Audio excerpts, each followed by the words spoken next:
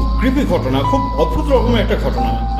তুমি ভাবো যে তুমি, তোমার এক বান্ধবী আর তোমার এক বন্ধু ঘুরতে গেছে একটা জায়গায়, এবং সেখানে যে থার্ড ওয়ান রয়েছে সে আসলে জীবিতই নয়, এবং তোমরা জাস্ট সেটা জানো না। এবং আমার সব থেকে ভয় লাগছে এটা ভেবে যে যিনি ঘটনাটি বলছেন, আমি যদি তার জায়গায় থাকতাম তাহলে আমারও ভয় লাগতো। এই মূলত এই বুঝে আমাকে হয়তো নিয়ে চলে যাচ্ছে। তোমাদের জীবনে ঘটে যাওয়া এমন কোনো ঘটনা, যে ঘটনা তোমাদের জীবনকে পুরোপুরি বদলে দিয়েছে।